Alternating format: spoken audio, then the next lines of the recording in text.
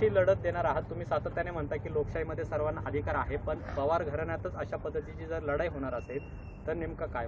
त्याला धरून प्रश्न आहे की भावनिक साथ घातली आणि तटकरेंनी असंही म्हटलं की दादांची भावनिक साथ आहे, पण दादाचं काम देखील आहे बारामतीत. हे सगळं एक तर हे काय भातुकलीचा खेळ नाहीये, राजकारण ही भातुकलीचा खेळ नसतं. त्याच्यात नाती नसतात, त्याच्यात जबाबदारी असते.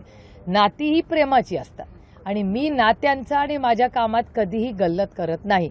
माझं काम एका जागेवर आहे आणि माझी नाती फक्त काय ज्यांचं सुळे आणि पवार आडनाव आहे किंवा शिंदे आडनाव आहे, शिंदे म्हणजे ते शिंदे नाही, माझ्या आईचं माझ्या आईचं माहेरचं आडनाव शिंदे आहे, नाही तर तुमचे काहीतरी गैरसमज व्हायचे. त्याच्यामुळे माझी नाती ही फक्त सुळे भट म्हणजे सदानंदच्या आजोळ, शिंदे आणि पवारांच्या बद्दल सीमित नाही आहेत. माझी प्रेमाची नाती जरी रक्ताची नसली तरी ती प्रचंड आहे. ते कुटुंब म्हणून आज इथे सगळे वावरलेत. मी सदानंद सुळेंबरोबर जेवढा वेळ घालवत नाही तेवढा यांच्यावर घालवते. त्याच्यामुळे ही प्रेमाची नाती असतात, ही विश्वासाची नाती असतात, रक्ताची नाती. नात्यांमध्ये खूप असे वेगळे वेगळे फॅसेट्स असतात आणि ते खूप इंटरेस्टिंग असतात. आणि नाती ही नेहमी माझ्यासाठी राहतीलच, पण त्याबरोबर माझं एक प्रोफेशनल आयुष्य आहे, माझी एक आयडिओलॉजी आहे, एक वैचारिक बैठक आहे ज्याच्यात मी लहानाची मोठी झाले. त्याच्यामुळे माझ्यासाठी ही लढाई वैयक्तिक नाही, माझी वैचारिक लढाई आहे. माझी लढाई कुठल्याही वैयक्तिक माणसाची नाही, माझी लढाई भारतीय जनता पक्ष आणि त्याच्या चुकीच्या निर्णयांच्या विरोधात आहे. आणि त्यांच्या आघाडीत जे कोणी त्या चुकीच्या विचारात काम करत असतील त्या विचाराच्या, म्हणजे मला तो विचार चुकीचा वाटतो किंवा अयोग्य वाटतो, त्याच्यामुळे त्या वैचारिक विचाराशी माझी लढाई आहे, वैयक्तिक माझी कुणाशीही नाही. एक मुलाखत झाली होती तुमची आणि म्हटले की संसदेत भाषण करणं म्हणजे मतदारसंघात फिरण्यासारखं नाहीये. वैयक्तिक पातळीवर आता टीका सुरू आता तो त्यांचा विषय ना, हा प्रश्न तुम्हाला त्यांना विचारायला लागेल. आणि दोन गोष्टी मी तुम्हाला आवर्जून सांगू इच्छिते. सेल्फीचा विषय तुम्ही काढलाय, चांगलं केलं, कारण का आदरणीय प्रधानमंत्र्यांनीच खरं तर एक ऑर्डर काढली आहे, जी ऑर्डर मी पार्लमेंटमध्ये वाचून दाखवली.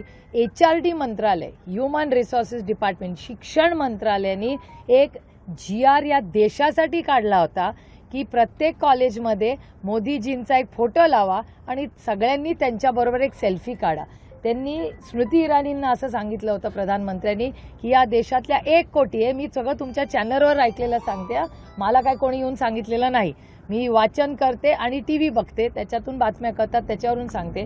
अशी एक बातमी आली होती की स्मृती इराणींना असं मोदीजींनी सांगितलं होतं की 1 कोटी महिलांबरोबर तुम्ही सेल्फी काढा, असं वर्तमानपत्रात आलेलं आहे. दुसरं, सगळीकडे म्हणजे स्टेशनपासून कॉलेजेसपासून मोदीजींचे सगळे सेल्फी पॉईंट्स लावा.